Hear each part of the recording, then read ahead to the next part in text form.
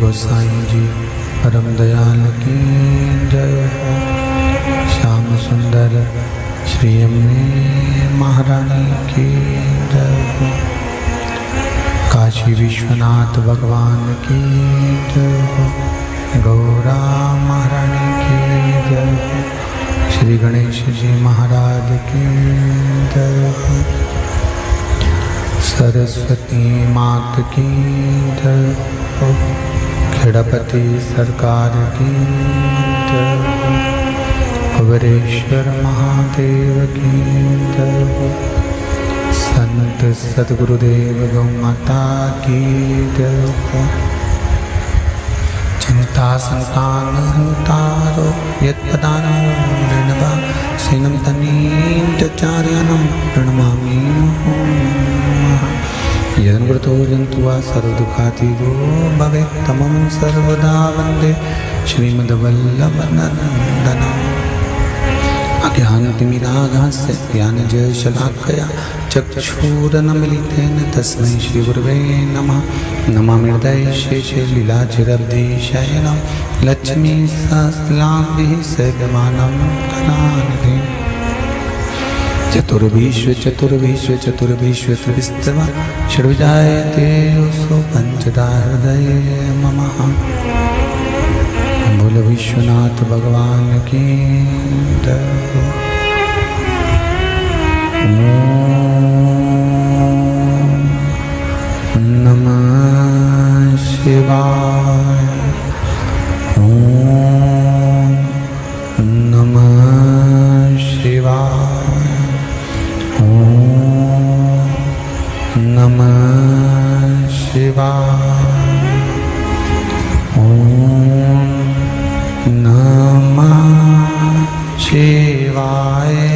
ओम नमः शिवाय। शिवाय।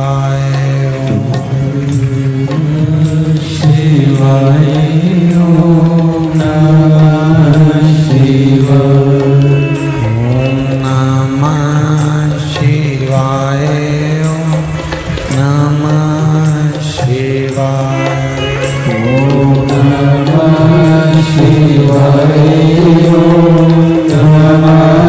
शिवाय। ओम नमः शिवाय। नमः शिवाय। ओम नमः शिवाय। ओम नमः शिवाय। ओम नमः शिवाय। ओम नमः शिवाय। ओम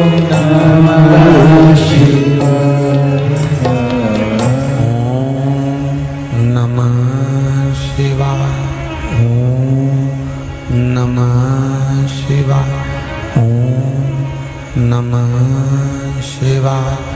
ओम नमः शिवाय। ओम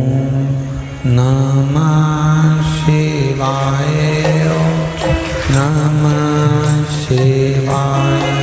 ओम नमः शिवाय। ओम नमः शिवाय।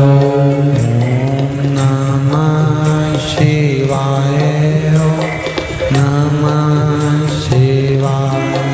ओम नमः शिवाय। ओम नमः शिवाय। भोला नमः शिवाय। गोरा नमः शिवाय। भोला नमः शिवाय। गोरा नमः शिवाय। भोला नमः शिवाय। गोरा नमः शिवाय। भोला नमः शिवाय। गोरा नमः शिवाय। ओम नमः शिवाय। ओम नमः शिवाय। ओम नमः शिवाय। ओम नमः शिवाय। ओम नमः शिवाय। ओम नमः शिवाय। ओम नमः शिवाय। ओम नमः शिवाय। ओम नमः शिवाय। ओम नमः शिवाय।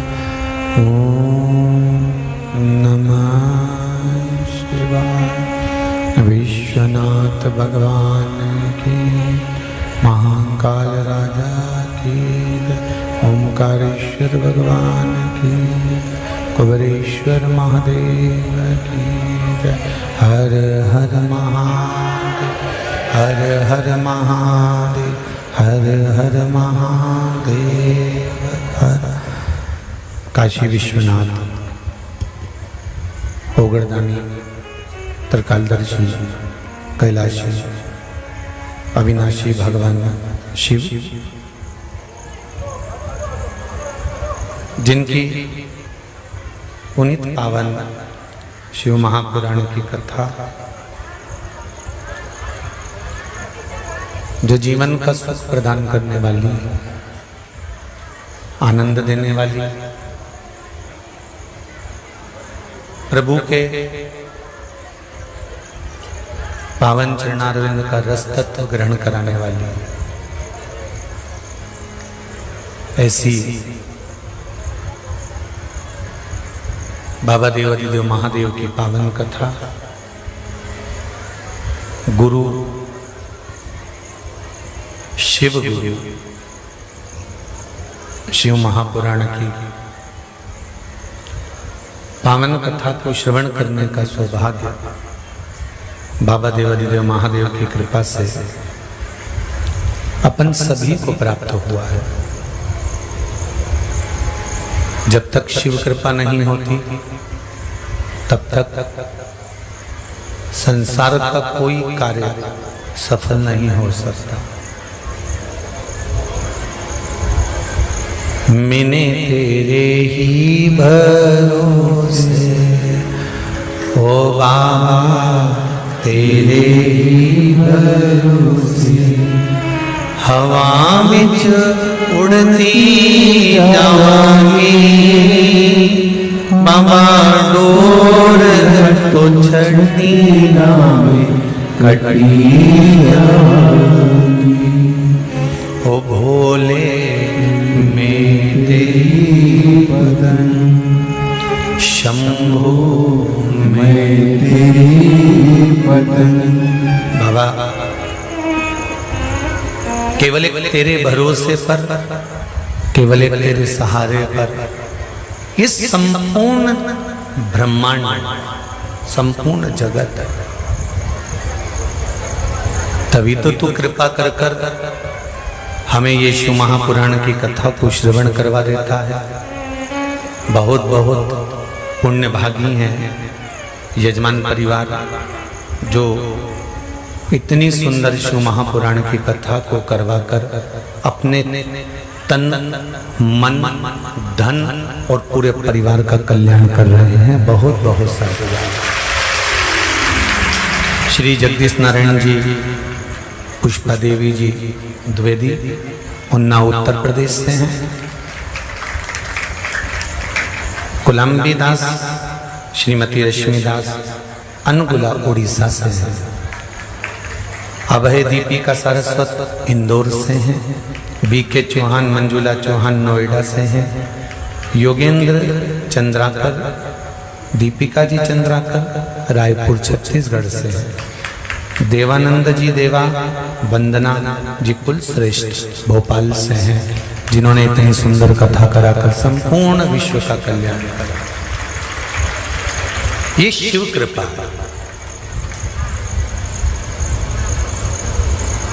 कल एक दिन छोड़ के पहले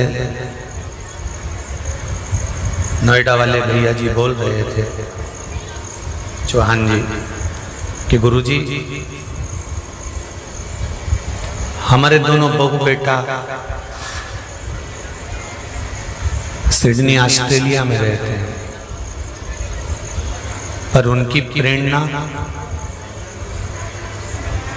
दीपक जी चौहान,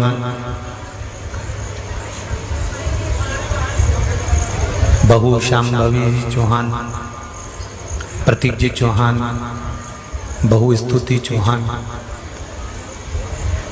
कहा, हमने बच्चों से कहा कि हमको कथा के मुख्य यजमान बनना है और मन है, तो बेटों ने एक ही बार में कह दिया कि आप बड़े प्रेम से कथा कराओ और बड़े प्रेम से सीहोर जाओ। ये शिव कृपा, तेरी कृपा बिना न हिले एक भी लेते हैं सांस, तेरी कृपा से तनु तनु। ये जजमान परिवार जो कथा करवा रहे हैं, चाहे द्विवेदी जी हों उत्तर प्रदेश के, चाहे उड़ीसा के कुलम्बी दास जी हों, चाहे अभय दीपिका जी हों, चाहे वीके चौहान जी, योगेंद्र चंद्राकर जी हों,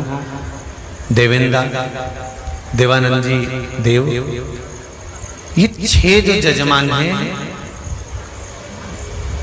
धन्य हैं इनके घर के बहू बेटा बच्चे जो इनको प्रेरणा देकर यहाँ शिव महापुराण की कथा के लिए भेजे हैं। बहुत बहुत सारा।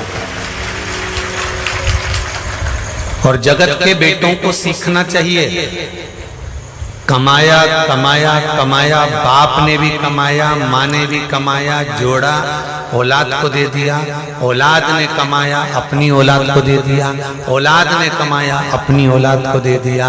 संसार सागर में आकर एक घोंसला तो एक पक्षी भी बना देता है।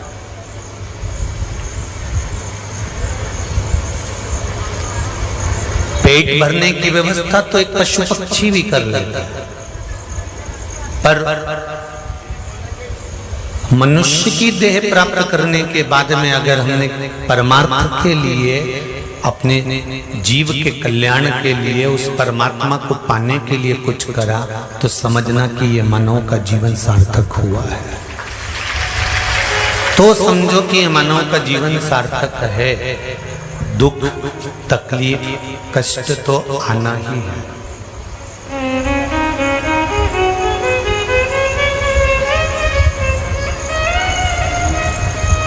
ऐसा नहीं है कि दुख नहीं आएगा, आएगा, पर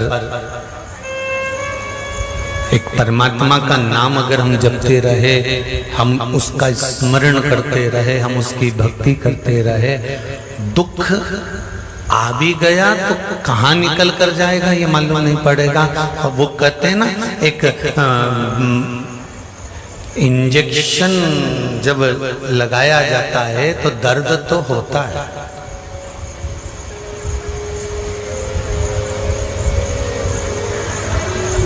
और जो इंजेक्शन लगवाता है वो हमेशा एक ही बात कहता है इंजेक्शन लगवाते समय, डॉक्टर सिस्टर से, भैया देखना मैडम थोड़ा धीरे से लगाना हो, थोड़ा धीरे से, दर्द बहुत होगा, थोड़ा धीरे से।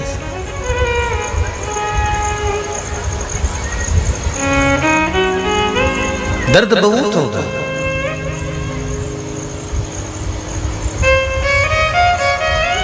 एक दो कार्यकर्ता पीछे क्या कहना चाहते हैं जरा समझिए। एलसीडी नहीं चल रही है, अच्छा एलसीडियां नहीं चल रही हैं, वो देख लीजिए। हाँ ठीक है, एलसीडी वाले भैया जहाँ कहीं बैठी हो एलसीडियां चालू करिए सारी, पंडाल की सब एलसीडी लगी।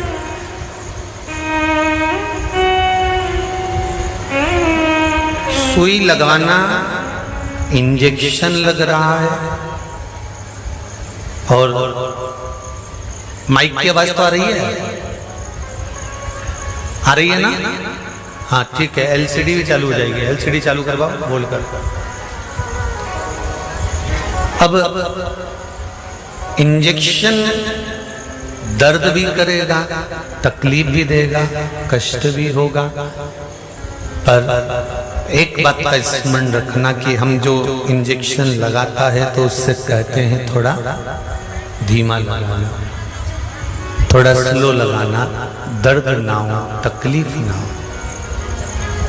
अब शरीर में कष्ट है तो इंजेक्शन लग रहा है, और इंजेक्शन लग रहा है तो तकलीफ तो होगी, पर हम उसको कह रहे हैं कि इंजेक्शन लगाना पर धीरे से लगाना। अब इंजेक्शन लगाने वाली जो समझदार होती हैं और थोड़ा सा मलने के बाद में इंजेक्शन लगाकर उस पर थोड़ी सी कपास थोड़ी सी रुई रख देती हैं कि लो लग गया, जाओ थोड़ी देर इसको हिलाना और हिलाने के बाद दर्द बंद हो जाएगा। फिर टेंशन मत लेना। वो जब इंजेक्शन वाले से कह सकते हैं कि थोड़ा धीमा लगाना, तो हम भोलेनाथ जी से क्यों नहीं कह सकते कि दुख बहुत बड़ा है, इसको धीरे धीरे काट देना। बस इतनी सी कृपा हम उससे क्यों नहीं कहेंगे। दुख थोड़ा ज्यादा है, तकलीफ थोड़ी बड़ी है, कष्ट बहुत है, तो इसको थोड़ा काटो। लाखों के दुखड़े तू हर गया डमरू वाले, तो मेरे दुखड़ों को देख कर क्यों डर गया डमरू वाले। जब सारे संसार के दुख तू हर लेता है, सारे ब्रह्मांड के कष्ट तू हर लेता है, तो फिर मेरे दुख क्यों नहीं हरता? किस लिए? ऐसा हमने करा क्या है? और हो सकता है पूर्व में ऐसा कोई कर्म करा हो, पूर्व में हमने ऐसा कोई कर्म करा होगा तो भोगना तो पड़ रहा है और भोग भी रहे हैं, पर एक स्मरण रहे, एक हम भोगने के लिए तैयार हैं, पर आटे में एक साथ नमक, 1 किलो आटे में अगर 1 किलो नमक डाल दोगे तो भोजन नहीं कर सकते, रोटी नहीं खा सकते। उसी तरह 1 किलो आटे में थोड़ा सा नमक डाला जाता है जिससे स्वाद आए, रोटी खारी ना लगे और रोटी में स्वाद बना रहे। जिंदगी में दुख भारी है, नमक बहुत भारी है, दुख बहुत भारी है, पर निवेदन है कि हमारे जीवन में थोड़ा थोड़ा नमक के बराबर ये दुख देते रहना, तो हम धीरे धीरे सहन करते जाएंगे और उसको निकालते जाएंगे। भगवान दुख किसको देता है? दुख देने से पहले माता पार्वती जी ने भगवान शंकर से काशी के मणिकर्णिका के घाट पर एक बात कही है। माता पार्वती जी शिव जी से कहती हैं, प्रभु ये कैसी रीति संसार की कि आप किसी को दुख दे देते हो और वो दुख में पड़ा रहता है, रोता रहता है, तकलीफ भोगता रहता है। शंकर जी कहते हैं मैं दुख नहीं देता पार्वती, पहले तो तुम्हारा शब्द गलत है कि मैं दुख देता हूं। पार्वती मैं कभी दुख नहीं देता, उसके कर्म उसको दुख देते हैं, जो पूर्व में कर आया है उसको भोगना। और सुनो पार्वती, ब्रह्मा जी तो लेखनी में लिख देते हैं कि इसको इतने साल दुख भोगना पड़ेगा, जन्म के समय दुख भोगना पड़ेगा, जवानी में दुख भोगना पड़ेगा, अधेड़ी में दुख भोगना पड़ेगा, कर्म का भोग तो इसको हर पल भोगना पड़ेगा। भगवान विष्णु भी उस पर सील लगा देते हैं, पर पार्वती जी मैं तो मृत्यु लोक में रहता हूं ना। जिसके पड़ोस में बच्चा भूखा सो रहा हो, उसके पड़ोसी क्या पेट भरकर खाना खा लेते हैं? बोलो री जीजियो, खाते हैं? नहीं। पड़ोस में अगर गमी हो जाती है, पड़ोस में अगर दुख हो जाता है, पड़ोस में अगर तकलीफ आ जाती है, तो पड़ोस में रहने वाला अगर उसकी यहाँ थोड़ी तकलीफ है तो भैया एक काम करो, थोड़ी सी बैंगन ज्यादा है पड़ोसन के दिया, आलू थोड़ा ज्यादा पड़ा 2-4 उसके दिया, बेचारे के गरीब के अपने आप भुट्टे ज्यादा आ गए, मक्का ज्यादा आ गई, 2 भुट्टे उठाकर उसको दिया। एक काम करो, जामुन ज्यादा आ गई, उसको थोड़ा, अपने केरी ज्यादा आ गई, आम ज्यादा आ गया, वो पड़ोस के बेचारे गरीब है थोड़ा सा दिया। जिसके दुख होता है तो पड़ोसी को भी दया आ जाती है। शंकर जी कहते हैं ब्रह्मा जी ललाट पर दुख तकलीफ सुख सब लिख देते हैं, भगवान नारायण उस पर सील लगा देते हैं, पर मैं मृत्यु लोक में रहता हूं, इसलिए चींटी से लेकर जू तक, खटमल से लेकर मच्छर तक, हाथी से लेकर मगरमच्छ तक, जलचर थलचर वायुचर जितने जीव हैं और संसार में जन्म लेने वाला जितना मनुष्य है, ये पृथ्वी पर रहता है, मेरे साथ में रहता है। अगर इनको दुख आता है तो मैं भी दुखी होकर इनके दुख को मिटाने का प्रयास करता रहता हूं। भले सील लग गई हो, भले ललाट पर लिख दिया गया हो, भले तुम्हारे कपाल पर लिख दिया गया हो, हस्तरेखा में लिख दिया गया हो और उस पर भले सील लगा दी गई हो, पर देव अधिदेव महादेव कैसे हैं?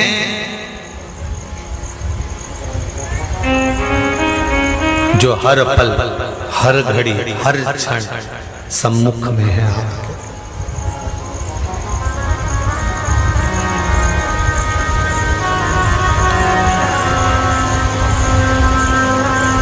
कभी जिंदगी में आप कुबेरेश्वर धाम आना तो हमारे आगे हमसे, हम आपसे रोज मिलने भी आते हैं ना, कभी इधर कभी उस पंडाल में, कभी उस पंडाल में।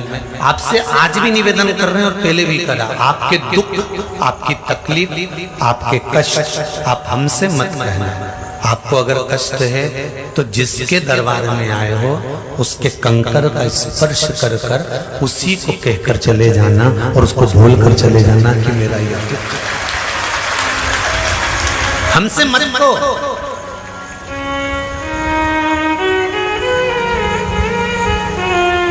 हमारी सामर्थ्यता नहीं है कि हम आपके दुख काट सकें।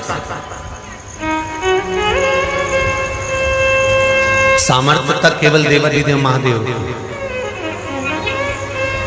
वो काट सकता है। एक पत्र में आया है, देखिए।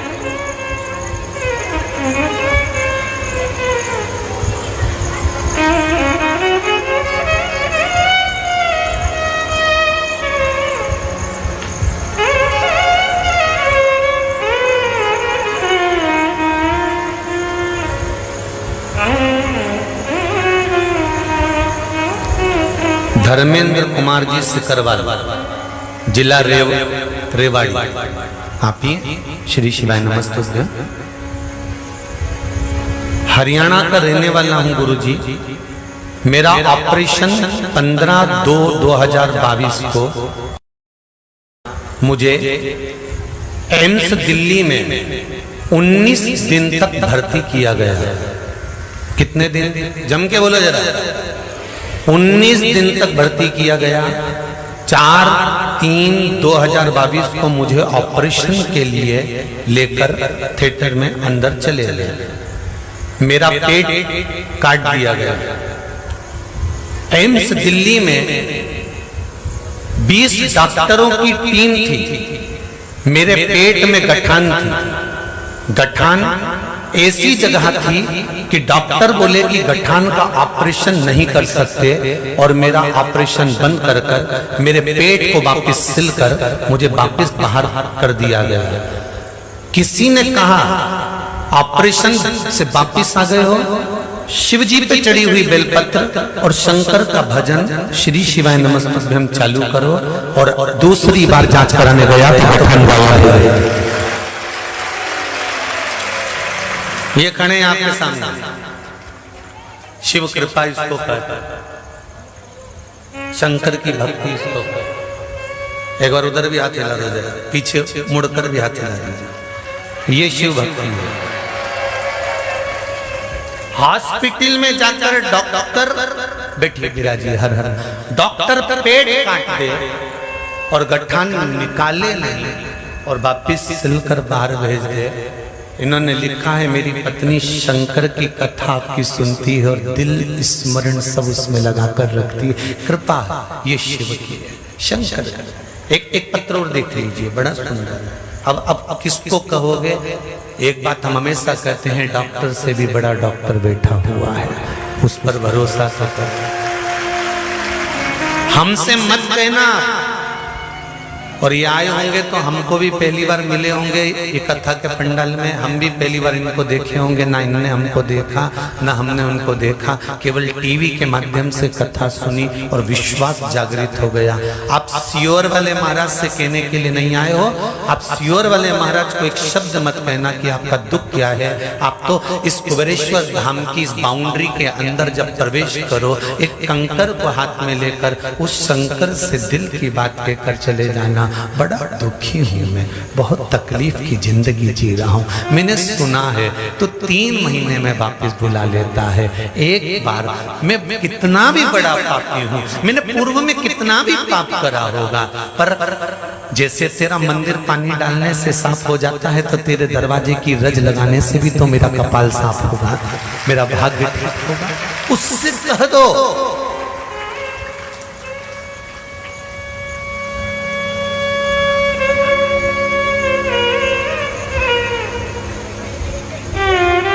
उससे दिल से एक बार कहो तो।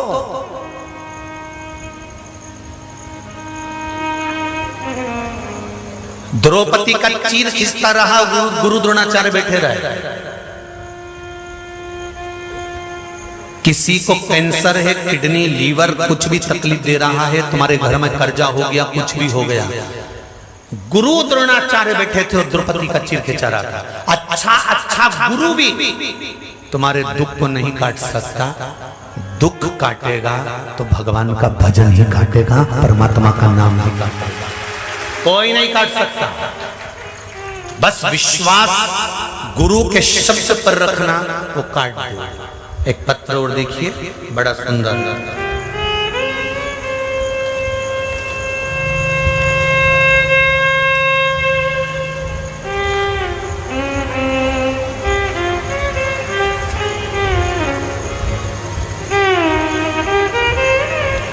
ये तो बच्चे का फोटो है।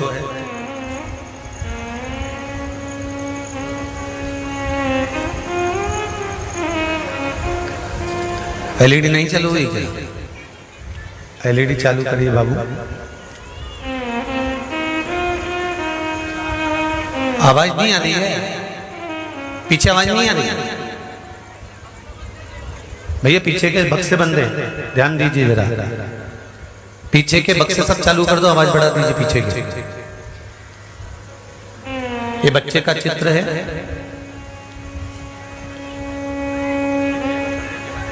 मैं गजेंद्र कुमार साहू, ग्राम धीरी, छत्तीसगढ़, राजनंद गांव से सोमनी से हूं। कहीं बैठे हैं?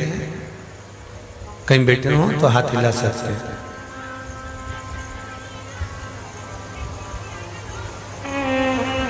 छत्तीसगढ़ राजनंद गांव से महाराज गजेंद्र कुमार जी साहू। मेरा परिवार बहुत कष्ट में था।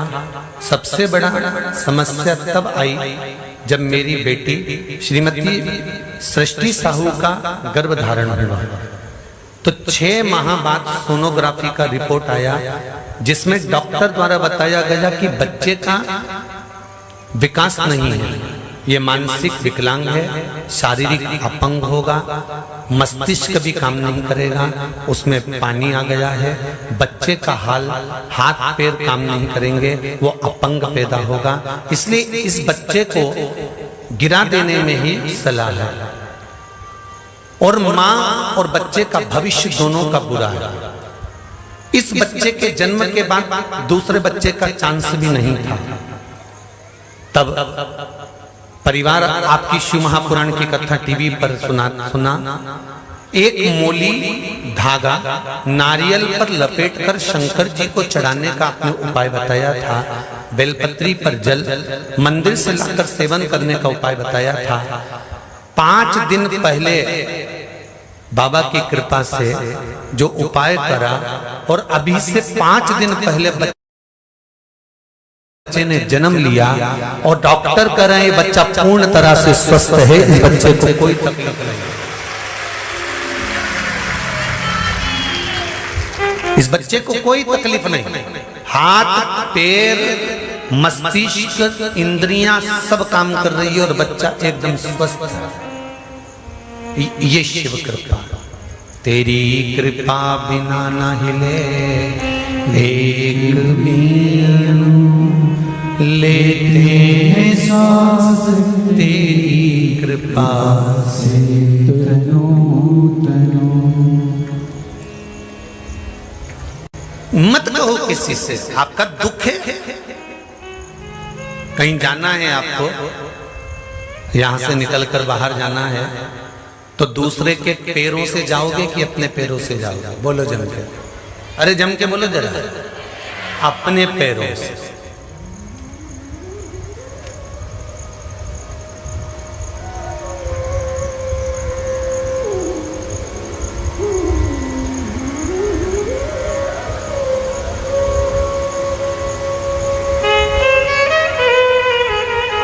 कोई दूसरे के पैरों से हमको बहुत दूर तक नहीं जा सकते।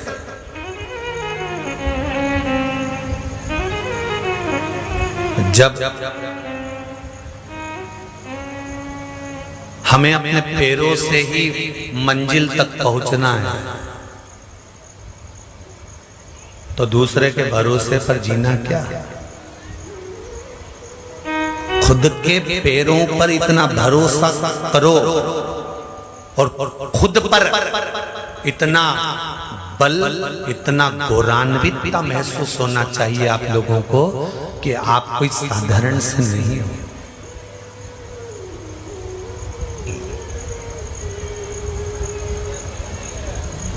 एक मकड़ी बार बार जाला बनाती है और छिपकली आकर कह देती है यहाँ जाला मत बना, यहाँ बनाएगी टूट जाएगा। वो दूसरी जगह बनाती है, दूसरी जगह बनाएगी तो यहाँ हवा में टूट जाएगा। वहाँ खिड़की के पास बनाएगी तो कोई खिड़की बंद करेगा तो जाला टूट जाएगा। दीवार के कोने में बनाएगी, कोई झाड़ू से झाड़ कर तोड़ देगा। मकड़ी बार बार जाला बनाती है और फिर हार जाती है। क्यों? क्योंकि छिपकली उसका दिमाग खराब कर रही थी। छिपकली बार बार कर रही थी कि तू ये नहीं कर सकती, तू यहाँ बनाएगी बर्बाद हो जाएगा, तू ये करेगा तो ये ऐसा हो जाएगा। ऐसी कई छिपकली तुम्हारे पीछे भी पड़ी हुई है। जब जब तुम कुछ अच्छा करने के लिए जाते हो, कहीं की ना कहीं की छिपकली आके तुमको रोक देती है। क्यों जा रहे हो, क्यों कर रहे हो? शंकर जी के मंदिर में जाने से क्या होगा? शिव जी पर बेलपत्री चढ़ाने से क्या होगा? शंकर जी को बेलपत्री शहद लगाकर चढ़ाने से क्या होगा? शंकर जी को काली मिर्ची चढ़ाने से क्या होगा? शंकर जी का अभिषेक करने से क्या होगा? शंकर के मंदिर में झाड़ू पोछा लगाने से क्या होगा? ऐसी ढेर सारी छिपकलियां पड़ी हैं जो दिन रात तुमको भी जाला नहीं बना देते। तब एक मेंढक आया और उस मेंढक ने उस मकड़ी से कहा, क्यों चिंता करती है, कहीं पर भी तू जाला बना और ऐसा जाला बना ले, ऐसा जाला बना ले कि एक दिन छिपकली कोई निकल जा तो मतलब। और जो मकड़ी ने जाला बनाना चालू करा, जाला बनाना चालू करा, जो जाला बनाना चालू करा, तो छिपकली का एक दिन बच्चा खेल रहा था और वो जाले में उलझ गया। तब छिपकली ने कहा, तूने तो गजब कर दिया। कहा, हमारा विल पावर मजबूत करने वाले, हमारे बल को मजबूत करने वाला कोई ना कोई एक ऐसा मिल जाए जो तुम्हारा बल मजबूत कर दे।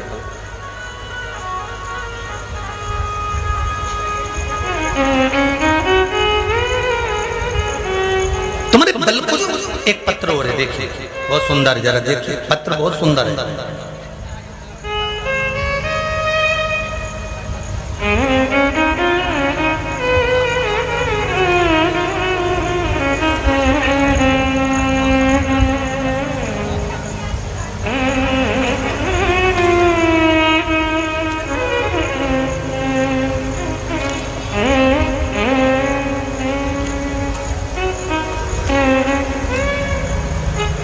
शंभो शरण घड़ी रे घड़ी दुख कालो, दया करी न दर्शन आलो। शंभो शरण पड़ी मांगो घड़ी रे घड़ी दुख कालो, दया करी दर्शन। कमलेश जी गुजर, जिला दौसा, राजस्थान, गांव बांदी कोई आशापुरा से है। कहीं बैठे हो तो हाथ हिलाइएगा, अगर कहीं बैठे हो तो हाथ हिलाइएगा। गुरुजी, मैं बहुत संकट में थी 2011 में, पहले से सो गया था। दवा लेने पर मैं चलने फिरने बाबा की कृपा से तो लगी हूँ, 2019 में पति को अटैक आ गया था, वो भी भगवान की कृपा से दवा से ठीक तो हो गए। 2022 में पति को गले में, फरवरी में गले में दर्द था, खाने पीने में दर्द होने लगा। फिर 6 मार्च को जांच करवाई तो डॉक्टर ने कैंसर बता दिया। बहुत दुख हुआ। फिर मेरी दीदी ने कहा कि शिव महापुराण की कथा सुन। फिर मैंने वही किया और फिर आपके बताए अनुसार 1 लोटा जल 1 चावल का दाना डालकर शिव को चढ़ाया और 1 बिलपत्र चढ़ाया। फिर शिव भगवान से औषधि मांगकर पीस कर पिलाना शुरू किया। भोजन खाना बंद हो गया था, अन्न अंदर नहीं जा रहा था, तो बेलपत्री भी पीस कर पिलाना प्रारंभ किया। पशुपति व्रत करना आरंभ किया। फिर शिव बाबा की ऐसी कृपा हुई कि अप्रैल 2022 से वो खाना भी खाने लगे और कैंसर भी ठीक हो गया। ये शिव है, ये शंकर है, ये ओघड़ी है।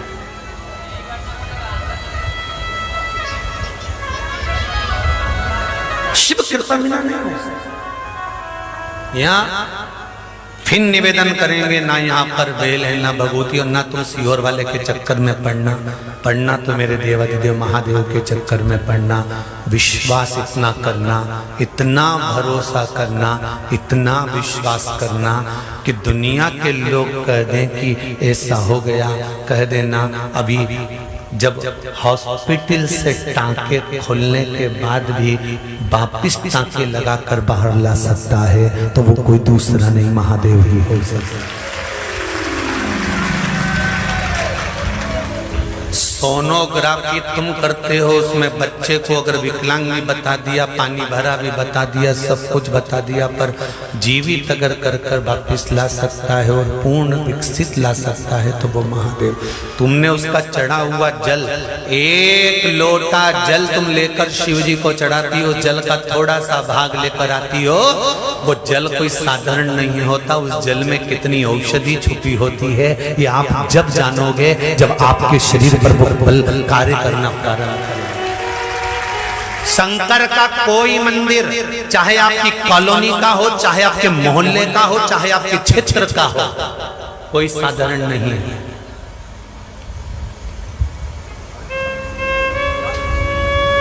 हम कभी नहीं कहते कि तुम कुबेरेश्वर धाम, आप तो अपने मोहल्ले में जाओ ना, अपने कॉलोनी में, अपने मोहल्ले में, अपनी सोसाइटी में, अपने नगर में जाओ। जिस दिन देवादिदेव महादेव तुमको इशारा कर बुला ले और जिस दिन कह दे कि चल अब तुझे सीहोर चलना है कुबेरेश्वर बाबा की धरा पर, तब आना। ऐसे मत आना जब वो बुलाए तब, जब वो बुलाए तब आओ। कोई काशी से आ रहा है, कोई उज्जैनी से आ रहा है, कोई ओमकारेश्वर से आ रहा है तो कोई केदारेश्वर से आ रहा है, कोई बद्रीनाथ से आ रहा है तो कोई नागेश्वर सोमनाथ से आ रहा है। हम उनसे पूछते हैं कि ये बताओ कि वहां पर भी शंभू है और 12 ज्योतिर्लिंग वहां विराजमान है, तो तुम सीहोर कुबेरेश्वर कैसे आ गए? तो कहते हैं हमें तो खुद सोमनाथ जी ने कहा कि वहां चले जा, थोड़ी देर होकर आ जा। ये दिल के भाव हैं लोगों के। काशी विश्वनाथ भी मार्ग बताते हैं तो महाकाल राजा भी मार्ग बताते हैं, और ये नहीं तुम्हारे मोहल्ले में, तुम्हारी कॉलोनी में, तुम्हारी सोसाइटी में, तुम्हारे क्षेत्र में जो शंकर का मंदिर है वो कोई साधारण नहीं है। शंकर जहां बैठता है वो कोई भूमि साधारण नहीं हो सकती। शिव बिना कुछ भी नहीं है, कुछ।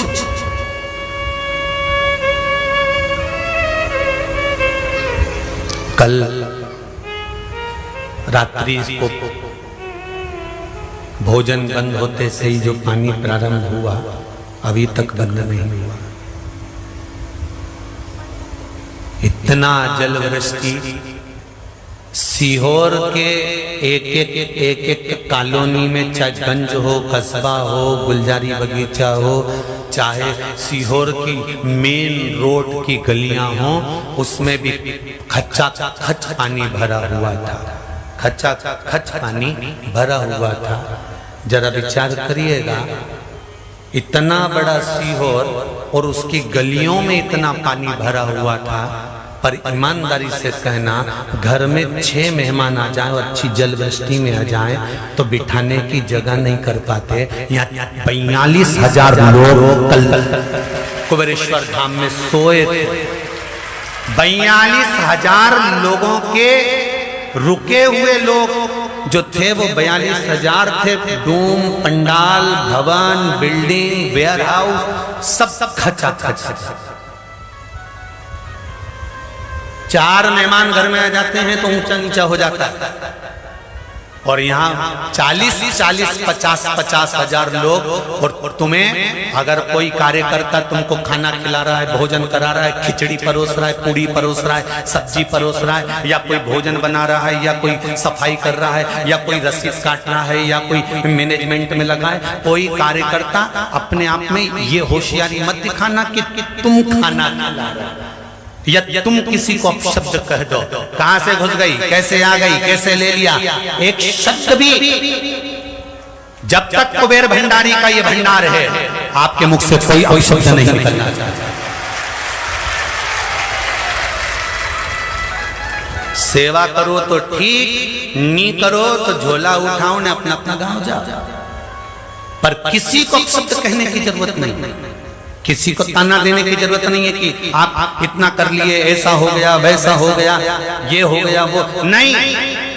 यहाँ आने वाला कुबेरेश्वर बाबा का पुत्र है, और बाप के घर में बेटा कैसे भी रह सकता है, उसकी मर्जी। यहाँ होटल नहीं है कि होटल में रह रहा है। इसलिए जितने भी कार्यकर्ता सेवा देते हैं, ये अहंकार पैदा मत करना कि तुम कर रहे हो। मर्जी पड़े तो आज ही बैग उठाओ निकल जाओ। यहाँ सेवा करने वालों की कमी नहीं है। भोजन बनाने वाले हलवाई आए हैं, उनकी बाई होन तो बैठी रहे, और जितनी सेवा वाली बाई वो पूरी बेल बेल कर चली जाती है। बर्तन वाले 10 लगाए, पर वो तो बैठे रहते हैं। साथ में कहाँ अयोध्या से, रांची से, झारखंड से, ना जाने कहाँ कहाँ, यूपी, उत्तर प्रदेश, ना जाने कहाँ कहाँ के भगत सबकी प्लेट मांझ मांझ कर धो धो के रख जाते हैं। अरे किसकी बात करते हो? आधी रात को जब पानी बरसने लगा, नागपुर की एक बस आ गई, बस वाले भी बैठे होंगे। नागपुर की एक बस, लड़के परेशान, कहे कि गुरुजी कैसे लोगों को क्या करें, कहाँ भेजें? हमने कहा बियर हाउस में पानी इतना गिर रहा है, यहाँ से वहां तक लोग जाएंगे गीले हो जाएंगे, बच्चे छोटे छोटे हैं। हमने कहा फिर क्या करें? बस हम छाता लेकर बाबा के पास गए, आपको भी मिले होंगे। कौन कौन थे उस छोटे डूम में? हाथ हिला। हम छाता लेके बाबा के पास गए। हमने कहा एक काम करते हैं, बाबा की गुफा खोल देते हैं तो थोड़े लोग वहां चले जाएंगे। बस गुफा के पास पहुंचने वाले थे, इतनी देर में एक बस वाला आकर कहता है कि नागपुर की हमारी बस आई है, हम यात्रियों को कहां उतारे? हमने कहा ये बस ले जा बिहार, उसमें उतार और बस वापिस भेजो। वो बस वालों को धन्यवाद देता हूं जिन्होंने 8-10 चक्कर लगा के लोगों को वेयर हाउस में छोड़ना चालू कर दिया। ये कुबेर भंडारी है। अपनी अकड़ में मत रहना रे। जितने भी सुन रहे हो अच्छे से सुन लेना, अकड़ मत करना।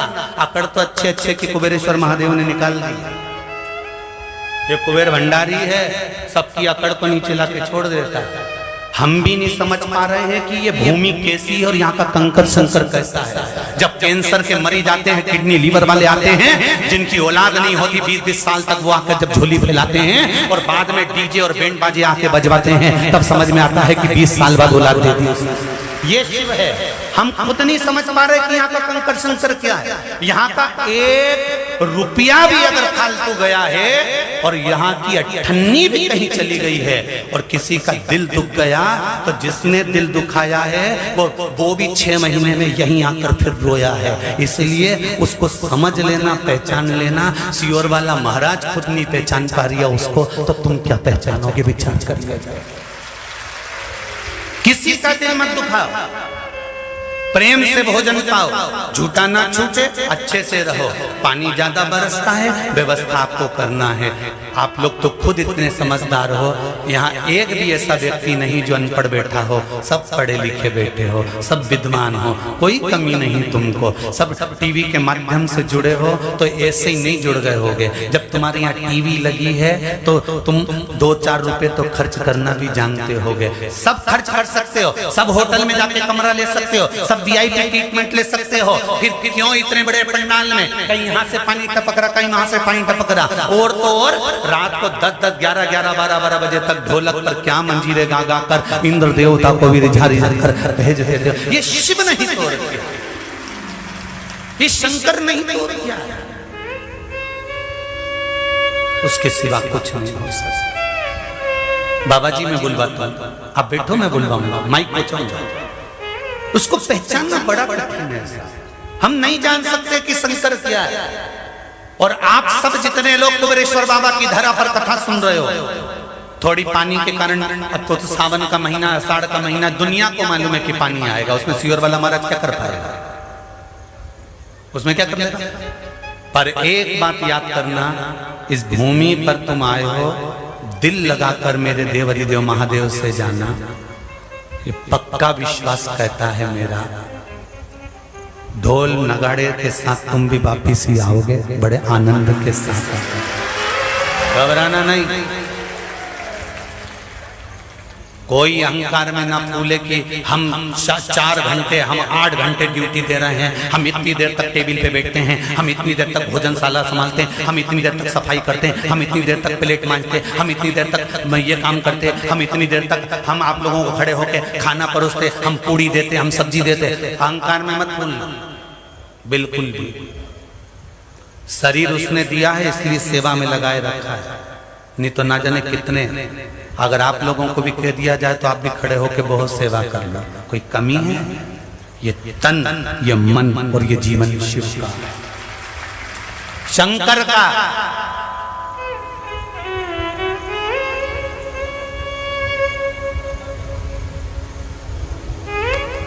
शिव की भूमि है, किसी दूसरे की नहीं है। अपने आप को इतना बलवान बनाओ कि दुनिया के लोग आपका विल पावर कमजोर करेंगे। अरे कहां जा रहे हो, क्या कर रहे हो, क्या चक्कर में पड़े हो, क्या होगा शंकर को जल चढ़ाने से? अगर चलकर कहीं जाना पड़ता है तो अपने पैरों से चला जाता है, दूसरे के पैरों से नहीं। आदमी जब विकलांग हो जाता है तब दूसरों के पैरों से चलता है। भगवान से कहना हमें दूसरे के भरोसे पर मत रखना, क्योंकि अभी हम विकलांग नहीं, हम तेरे भरोसे पर जी रहे हैं। तूने पांव दिया है तो मंजिल भी तू ही दे। इस मंजिल से पार तुझे लगाना है, इस मंजिल से लेकर तुझे जाना है, इस मंजिल से हमें अग्रण्य तक तुझे लेकर जाना है। कोई विचार में मत पड़ना।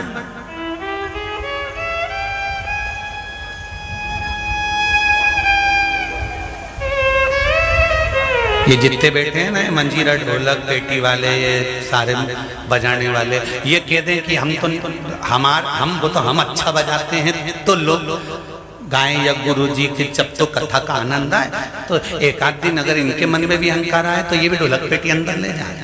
ये भाइयों कम है। जब रात के 12-12 बजे तक ढोलक पीट पीट के तेरे रात को 12 बजे तक ढोलक पीट पीट के गा रही हैं, और क्या मस्ती में, क्या मस्ती में। इनकी मस्ती देखते ही बनती है, क्या मस्ती में गाती हैं साहब। इनके भजन जरा देखो तो सही। वो तो जिनके भाग्य बेकार जो इनके दर्शन करने नहीं आया। नहीं तो हम जैसे तो कहें कि जब ये लोग रात्रि को भजन करें, क्या पंडाल में अपने अपना आसन लगा लगा कर बैठे हैं, बाजू में बैग, और बड़े आनंद के साथ अलमस्त होकर इधर वाला इधर से दबाए, इधर वाला इधर से दबाए, और कहीं का गीला गीला पांव गद्दे पर रख कर चला जाए। रात्रि को नींद आ रही और भर चक्के से पानी की बूंद नीचे आ रही, जैसे भगवान शंकर पर जया विसर जल चढ़ा रही हो, ऐसे जल की बूंद ऊपर आ रही। ऐसी अलमस्ती में फिर कीचड़ में फिसलते हुए अंदर भोजन करने जा रहे, फिर प्लेट उठा रहे। प्लेट उठाने के बाद में मालूम पड़े 2-4 तो कूच कुचा के 2-4 पूड़ी लेके आए, सब्जी लेकर आए। इतनी देर में मालूम पड़े लेके आए, और इधर तो तुम्हारी प्लेट, इधर तुम देख रहे हो 2 पूड़ी कहीं का उठा के ले गया।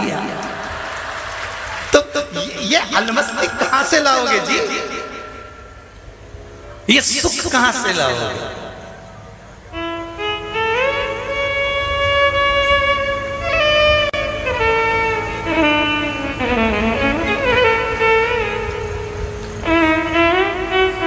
दूसरा नहीं है, मैंने तेरे ही भरोसे बाबा तेरे ही भरोसे हवा बिच उड़ती जाएंगी बाबा तो छड़ीला में कटती जाएंगी। कोई इस अभिमान में मत जीना कि तुम कुछ कर रहे हो, पैर उसने दिए हैं चलने के लिए, तो पैरों में दम भी दिया है तो तुम्हारे जीवन को मंजिल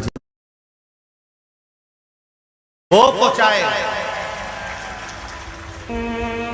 ये जाति का विभाजन तो आज हुआ है, पहले जात का विभाजन नहीं था। अगर जात का विभाजन होता तो मीराबाई एक चमड़े के जूते बनाने वाले को कभी गुरु नहीं बनाता, कभी गुरु नहीं बनाता। ये जात का विभाजन तो अब लोगों ने कर दिया, पहले के समय में जात का विभाजन नहीं था।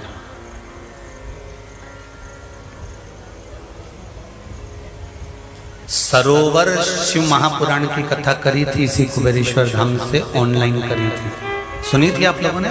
सरोवर मानसरोवर शिव महापुराण की कथा। उस सरोवर शिव महापुराण की कथा में कहा था कि राम जी के राज्य में एक ही घाट था जिसका नाम, कौन सा घाट? राम घाट था। हरिद्वार में चले जाओ आज भी राम घाट मिलेगा, उज्जैन में चले जाओ छिपरा जी के तट पर राम घाट मिलेगा, नासिक में चले जाओ पंचवटी में राम घाट मिलेगा, प्रयागराज चले जाओ राम घाट मिलेगा, चित्रकूट चले जाओ राम घाट मिलेगा, अयोध्या चले जाओ राम घाट मिलेगा। भारत की भूमि पर जितने जितने तीर्थ बने हैं, इन तीर्थों में जाकर खड़े होना, जहां पर पवित्र नदियां बहती हो वहां जाकर खड़े हो जाना तो आपको राम घाट जरूर मिलेगा। क्यों?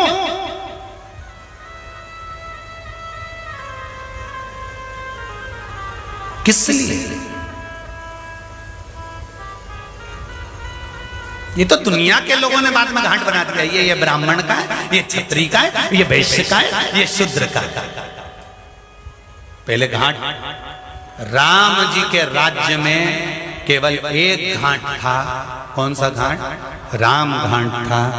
उस राम घाट पर ब्राह्मण भी नहाता था, वैश्य भी नहाता था, क्षत्रिय भी नहाता था, शूद्र भी नहाता था, ब्राह्मण भी जाता था, क्षत्रिय भी जाता था, वैश्य भी जाता था, शूद्र भी जाता था। उस समय पर कोई घाट का निर्माण नहीं था, केवल एक घाट राम घाट था। जिस राम के घाट पर 7 जात का व्यक्ति जाकर उस घाट में स्नान करता, पानी पीता, लेकर आता, जल घर में लाता, ब्राह्मण क्षत्रिय वैश्य।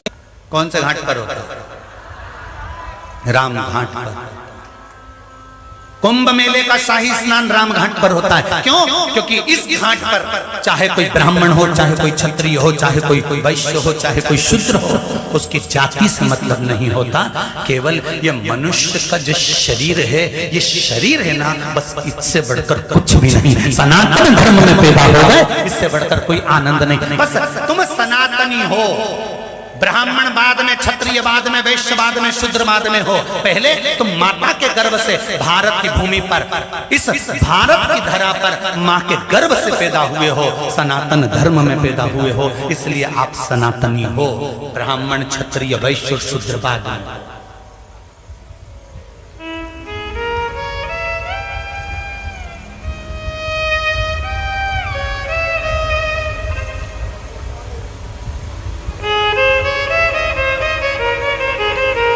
एक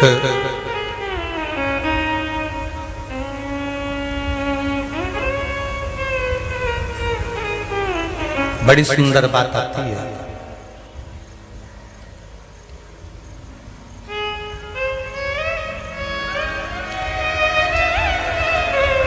शिव महापुराण की कथा कहती है, रविदास जी का चरित्र कहता है, और रविदास जी का चरित्र वर्णन करता है कि रविदास जी एक बार मीराबाई को समझा रहे थे। मीरा,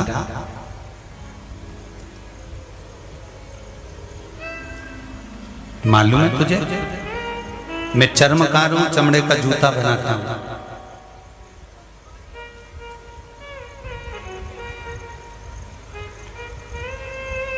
एक बात बहुत अच्छी है, कह दें आपको, परंतु कईयों को बुरी लग सकती है। लग जान दे, हाँ लग जाए। रविदास जी चर्मकार थे, चमड़े का जूता बनाते थे। इनको कहते चर्मकार।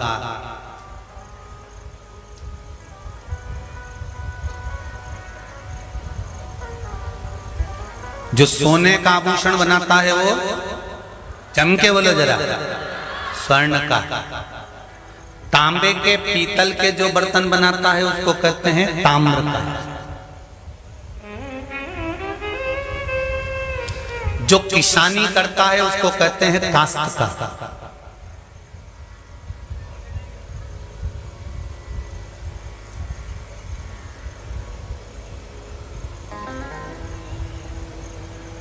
स्वर्णकार क्यों कहा गया? क्योंकि ये सोने को पहचान जाता है, सोने की परख रखता है, सोने को अच्छे से जाने। ताम्रकार इसलिए कहा गया क्योंकि ये बर्तनों का निर्माण करते हैं, जानते हैं कि तांबा है कि पीतल है, कौन सा बर्तन कितने अच्छे से मोड़ सकता है। काश्तकार भी जानता है। पहले के समय में जो जिस चीज में माहिर होता था उसको वही कह दिया जाता था। ये जितने भी है ना, जितने भी आप ढूंढेंगे कि ये हीरा पहचानने में माहिर है, ये सोना पहचानने में माहिर है, ये वेद पुराण में माहिर है, ये इसमें माहिर है, वो उसमें माहिर है, परंतु देखा जाए तो रविदास जी चमड़े को पहचानने में माहिर थे। वो अंदर से और बाहर से पहचान जाते थे कि व्यक्ति कैसा है।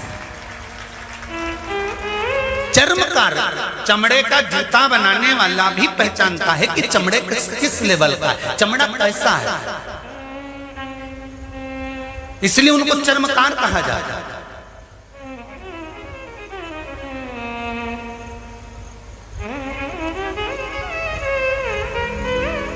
जो चमड़े को जान गया वो भीतर को भी जान जाता है। मीराबाई ने हाथ जोड़कर निवेदन कराए, गुरुदेव आपसे कहना चाहती हूँ। क्या? मुझे लोग कहते हैं कि तू कहाँ एक चमड़े के जूते बनाने वाले के चक्कर में पड़ी हुई है, कहाँ चर्मकार के चक्कर में पड़ी हुई है।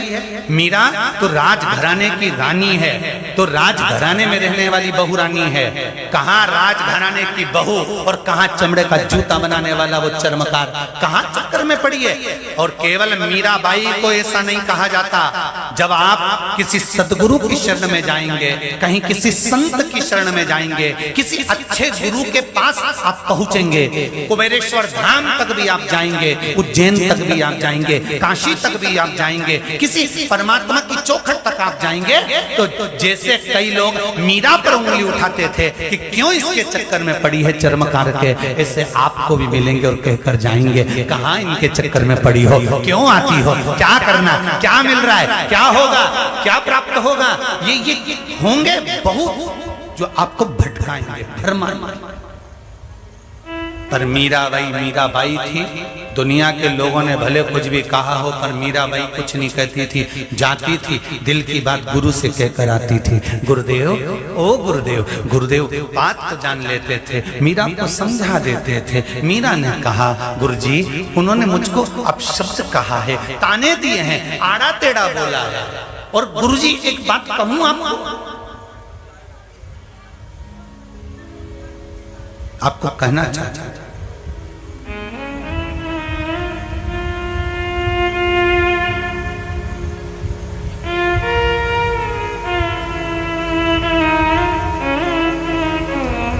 देखिए जरा, बहुत विचित्र गुरु और शिष्य की कथा चल रही है। गुरुजी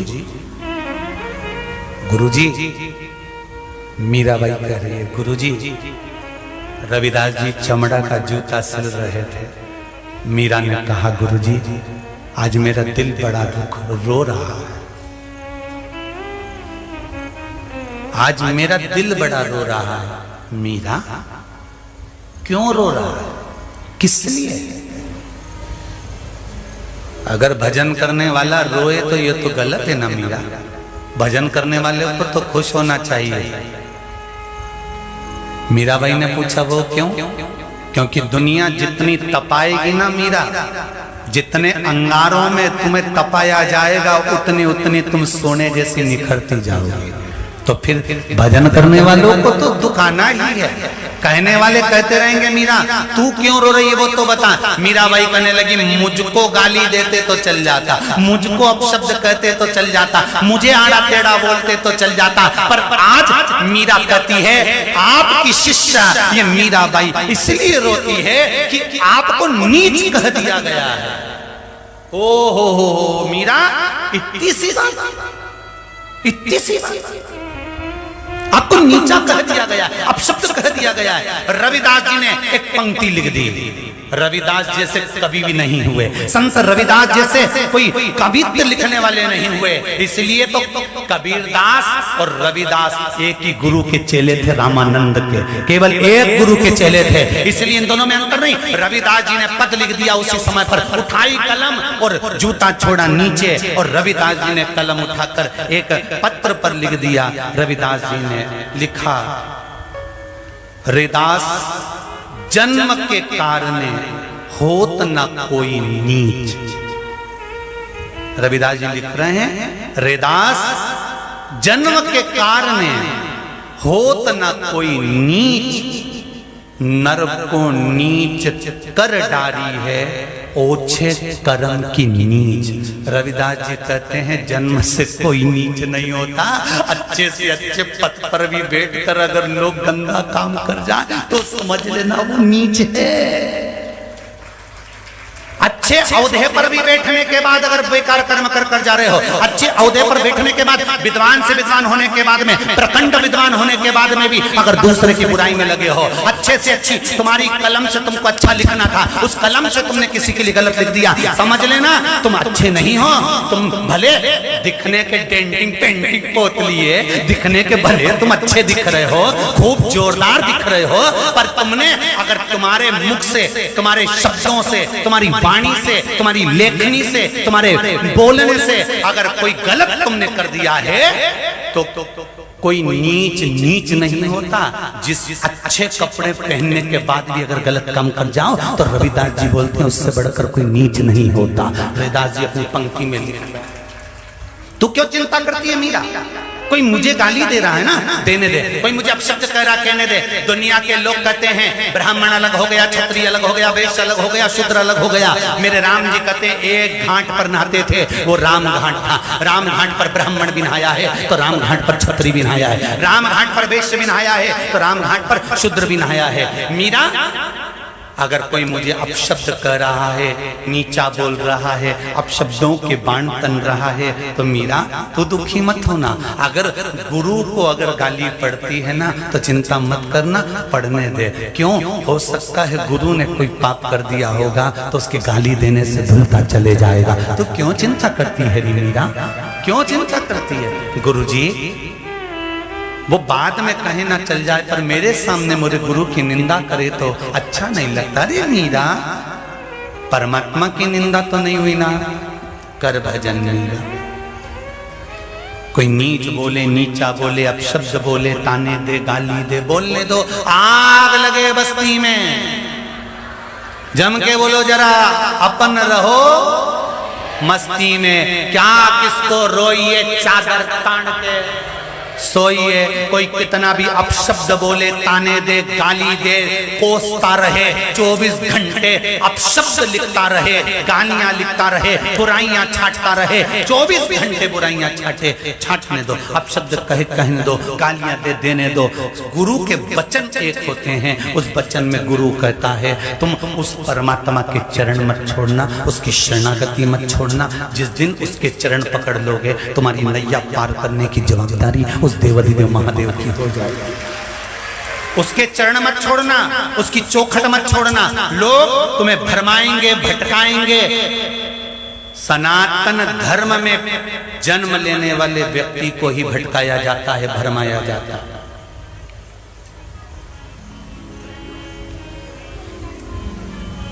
मैं दंडवत करता हूं, साष्टांग करता हूं।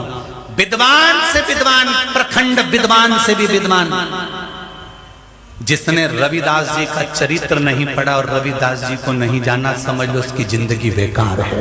एक बार मीरा के गुरु को जानो तो सही कि वो मीरा का गुरु कैसा है। रविदास चर्मकार होकर हैं कैसे, संत रविदास जी का जीवन कैसा है जरा जानो तो। साधारण नहीं थे, कठोते में जिसमें चमड़ा धोते थे उसी में से गंगा प्रकट कर लेते थे, उसी में से गंगा को प्रकट करते थे। हम भ्रम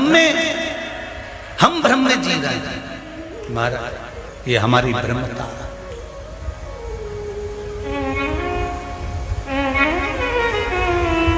गाँव का लोग मने बावरी बता, संग री सहेलियां सब उंगली उठावे, हंसी उड़ावे सारी सारी दुनिया, मीरा बनी रे।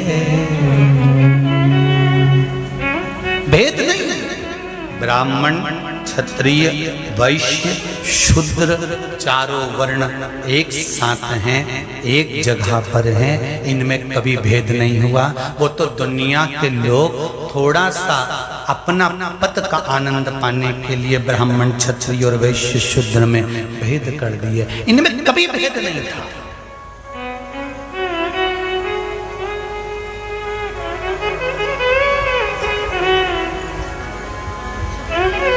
कभी भेद नहीं।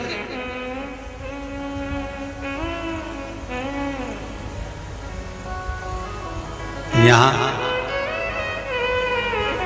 कुबेरेश्वर धाम में आप आते हैं, पहले भी आए होंगे। यहाँ कभी किसी ने आपसे पूछा भोजन लेने से पहले कि तुम ब्राह्मणों की, क्षत्रियों की, वैश्यों की, शूद्र हो? पूछा किसी ने? आश्रम में प्रवेश करे तो कोई ने पूछा है तुमसे कि ब्राह्मणों की, क्षत्रियों की, वैश्यों की, शूद्र हो? यहाँ रह रहे हो तो कौन पूछता कि ब्राह्मणों की, क्षत्रियों की, वैश्यों की, शूद्र हो? यहाँ जो आया है कुबेरेश्वर बाबा तुम्हारा पिता है और तुम उसकी संतान हो। यहाँ बाप और बेटे का संबंध है, इसके सिवाय कोई संबंध नहीं। बाप और बेटे का संबंध है। आज तो एक पत्र में लिखा था, शायद वो पत्र यहाँ आया कि नहीं आया पता नहीं, उस पत्र में लिखा था कि गुरुजी तो हमारे ससुर हैं।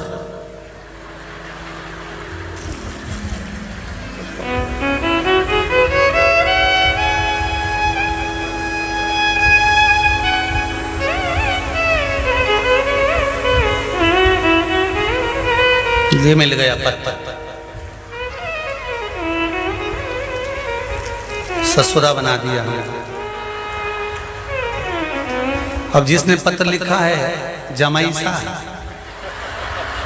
कहाँ बैठे हैं, जरा खड़े होंगे,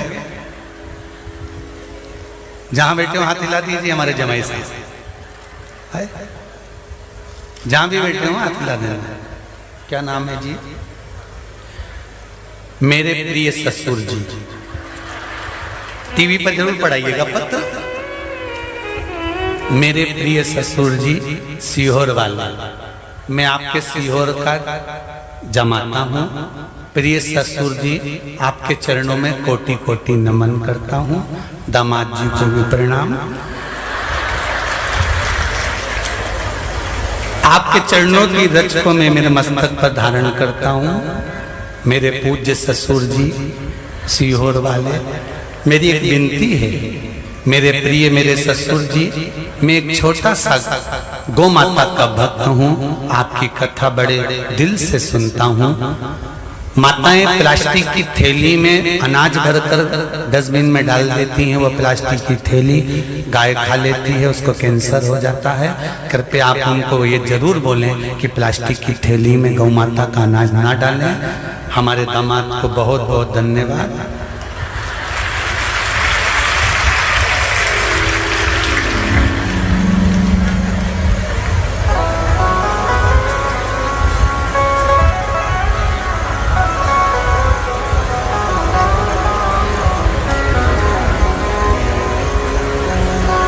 बहुत सुंदर पत्र लिखा है। आप पूज्य ससुर जी हैं? पक्का? कोई दिक्कत नहीं। एवं शिव भक्त है और मैं आपका दामाद हूं। प्रत्येक शिव भक्त शंकर का ही एक स्वरूप होता है, इसलिए आपको भी मैं नमन करता हूं। बहुत सुंदर भाव आपने लिखा मेरे दामाद।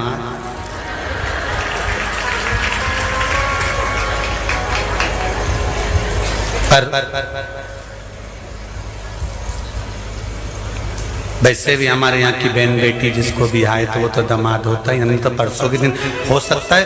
पत्र तो आज आया, हमने जीजी और जीजा को तुमको परसों शायद, कब बोला था? परसों बोला था कि कल बोला था? कल बोला था। हमने कहा था जीजी हो और बाद में क्या बोला था? जीजा हो। तो हो सकता है शंकर जी को बुलवाना पर पत्र आज आया दामाद का, हो सकता उसमें कोई जहां भी बैठे हो बैठे। शिव कृपा हो महाराज, शंकर का संबंध शिव से जोड़ा है।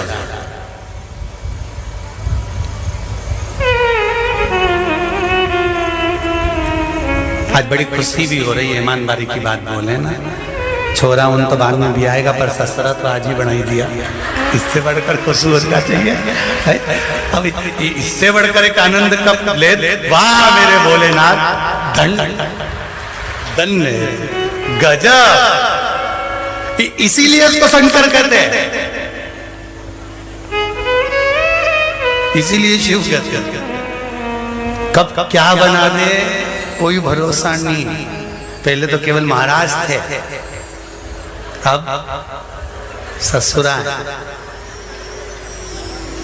तो ये शिव है, उसके सिवा बड़ा दयालु है वो, बड़ा कृपालु। उसकी कृपा बिना कुछ भी नहीं हो सकता।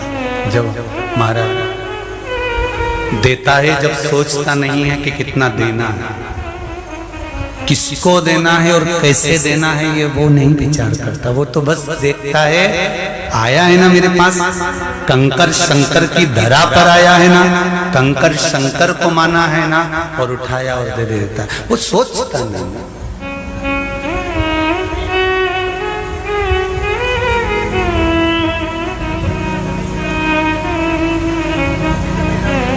रावण को बाबा तूने लंका भस्मासुर को तूने कंकण दिया है। उसी ने तेरा पीछा किया भोले बाबा, उसी ने तेरा पीछा किया भोले बाबा। बमा बम भोले शंकर, गले में नाग भयंकर। बमा बम भोले शंकर, गले में नाग भयंकर। ओ बमा बम भोले शंकर, गले में नाग भयंकर। बमा बम भोले शंकर, गले में नाग भयंकर। विपदा हमारी हर लो त्रिपुरारी भोले बाबा। विपदा हमारी हर लो त्रिपुरारी भोले बाबा। विपदा हमारी हर लो त्रिपुरारी भोले बाबा। विपदा हमारी हर लो त्रिपुरारी भोले बाबा।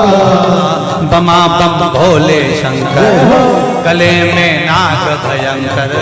बमा बम भोले शंकर, गले में नाग भयंकर। बमा बम भोले शंकर, गले में नाग भयंकर।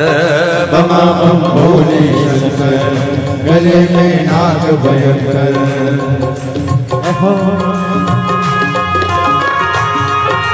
बोले एक बार